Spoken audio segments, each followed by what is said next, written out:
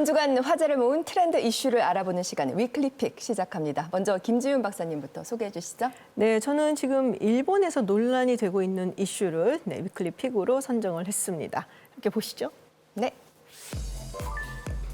네, 바로 블랙 교칙입니다. 이 블랙 교칙은 이제 일본의 중고등학교에서 학생들의 인권을 침해하는 교칙, 그러니까 없어져야 되는 교칙을 의미하는 건데요. 네. 예전부터 논란이 되어 있었는데 이제 학기가 시작이 되면서 다시금 불거지고 있는 모습입니다.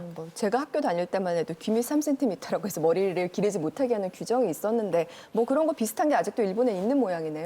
그 정도 갖고 블랙이라고 하지 않죠. 네, 정말 황당한 경우가 많은데 아, 네. 네, 함께 영상을 좀 보시죠. 어느 정도인지 궁금한데요. 네, 지금 이제 블랙 교칙을 패러디한 영상입니다. 네, 지금 학생 머리 스타일을 지적을 하고 있죠.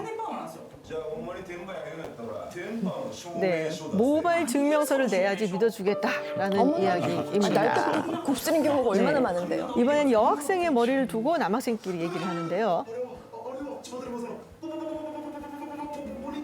머리 묶은 건데요. 네, 포니테일 하면 목덜미가 보여서 남학생들을 자극할 수 있으니까 머리를 묶으면 안 된다라는 겁니다. 그거 좀 심한데요. 너무 네. 어이가 없습니다. 자, 이런 황당한 규칙은 학교 밖에서도 적용이 됩니다.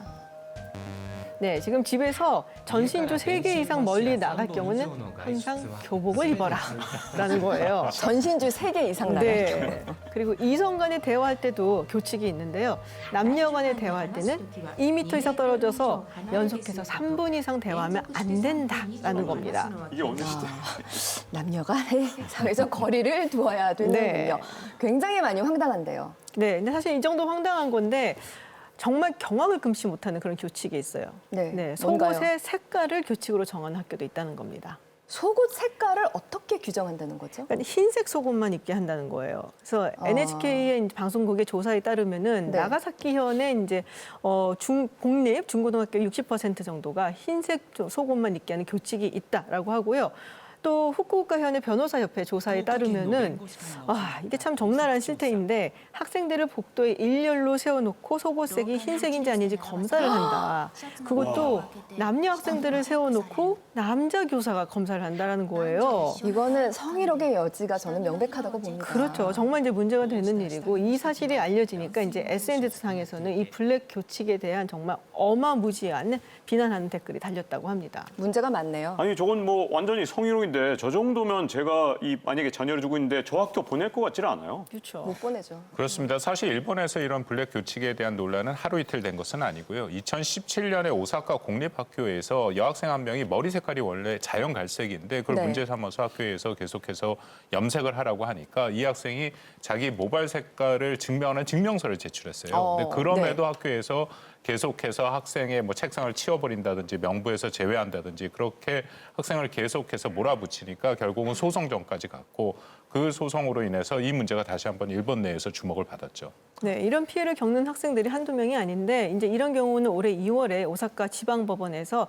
학생 손을 들어줬어요. 그래서 네. 이제 학교에게 300만 원을 배상을 하라라고 판결을 내렸고, 근데 이제 염색 같은 문제는 학교 측의 재량이다라고 했기 때문에 블랙 규칙이 아직도 좀 갈 길이 멀다라고 볼 수가 있죠. 충격적입니다. 아니, 물론 뭐 학교 운영을 위해서 교칙이 필요한 경우도 있겠죠. 근데 이건 뭐 성추행이나 아니면 인권 침해 논란까지 있을 만한데 이게 지금 현재 이 시대에 맞는 건지 좀 이해가 안 갑니다. 진짜. 그렇죠. 다분히 폭력적이고 차별을 조장할 수 있는 내용들인데 도대체 왜 이런 교칙을 지금도 고수하고 있는 걸까요? 그러니까 전문가들의 의견에 따르면 2차 세계대전 이전부터 있었던 군국주의 교육의 폐해다라는 얘기가 있고요.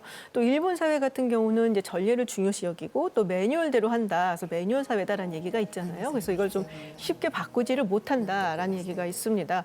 근데 이제 지금 교육에도 방해가 되고 또 네. 이것 때문에 학생들이 너무 스트레스를 받아서 오히려 폭력적으로 변한다라는 연구가 있어서 아마도 이제 추후에는 좀 더 관심을 기울이고 바꾸지 않을까 싶습니다. 알겠습니다. 계속해서 두 번째 픽은 뭔가요? 네, 저는 이 전 세계를 후끈 달아오르게 했던 그 사건을 하나 준비했는데요. 네. 먼저 키워드를 보실까요?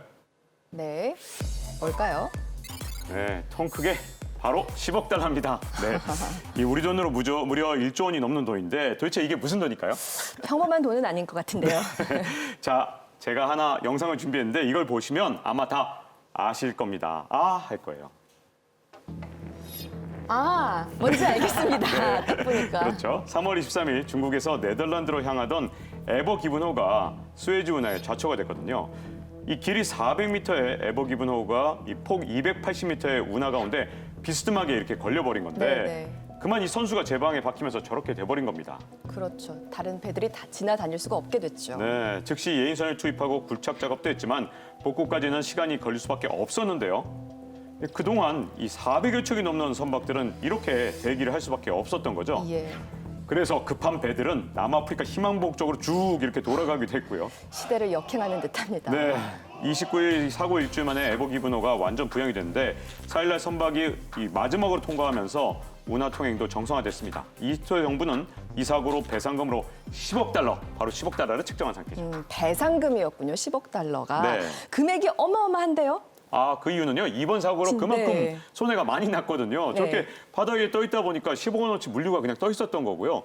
그게 이 대기하고 있던 400여 척의 배 입장에서 볼 때는 선박에 하루 이 지연될 때마다 한 척당 7천만 원의 손해를 봤다고 하고요. 예. 특히 수혜자 운하를 관리하는 통행료로 돈을 버는 이집트 손해가 막심했는데 선박 한 척당 이 걷는 통행료가 평균 7억 원인데 일주일 동안 운하가 막히면서 약 1,700억 원의 손해를 봤다고 합니다. 네.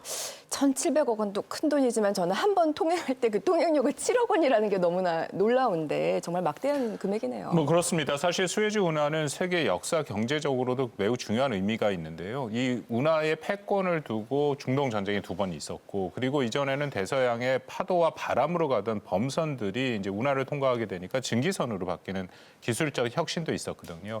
개통된 것은 1869년이고 아시아와 유럽을 잇는 가장 최단 거리이기 때문에 현재까지 그 해상 무역량의 약 12%가 이것을 통과하고 연간 2만 척이 여길 또 통과하고 있다고 합니다. 그렇군요. 근데 사실은 이제 수에즈 운하가 전쟁 때문에 봉쇄된 적은 있어도 이렇게 사고가 있어갖고 막힌 적은 맞아요. 없었거든요. 네, 그래서 네. 아마도 모두 이걸 어떻게 수습해야 되나 우왕좌왕했던 것 같은데 영상이나 뭐 사진 보셨겠지만 뱃머리 이렇게 굴삭기로 이렇게 흙을 파내는 게 있었어요. 네, 네.